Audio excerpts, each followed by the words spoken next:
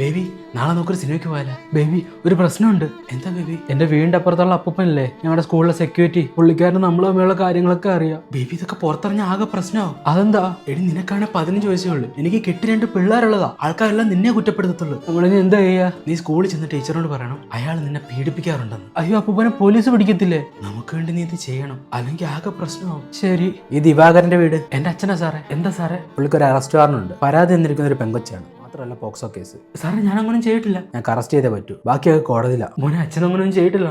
അച്ഛൻ ധൈര്യമായിട്ട് വെക്കോ, ഞങ്ങൾ മക്കൾക്ക് അച്ഛനെ വിശ്വാസമാണ്. യുവർ ഓണർ, മോക്ക് ആള് മാറിപ്പോയതാന്ന് തോന്നുന്നത്. ഞാനൊന്നും ചെയ്തിട്ടില്ല യുവർ ഓണർ. ഈ അപ്പൂപ്പൻ എന്നെ എപ്പോഴും പീഡിപ്പിക്കുമായിരുന്നു. മോളെ ചേട്ടാ, കൊച്ചു പറയുന്ന കൊച്ചിനെ ഉപദ്രവിച്ച ചേട്ടനാന്നാ. എന്തായാലും ചേട്ടൻ കുറച്ചാൾ റിമാൻഡ് കിടക്കേണ്ടി വരും. 285 ദിവസങ്ങൾക്ക് ശേഷം. മോളെ ഒന്നുകൂടെ ഒന്ന് ഉറപ്പിച്ചേ, ഈ അപ്പൂപ്പൻ തന്നെയല്ലേ മോളെ ഉപദ്രവിച്ചേ? യുവർ ഓണർ, മോളെ അപ്പൂപ്പൻ നിരപരാധിയാ. അപ്പൂപ്പൻ എന്നെ ഒന്നും ചെയ്തിട്ടില്ല. എന്താ മോളെ ഇപ്പൊ ഇങ്ങനെ?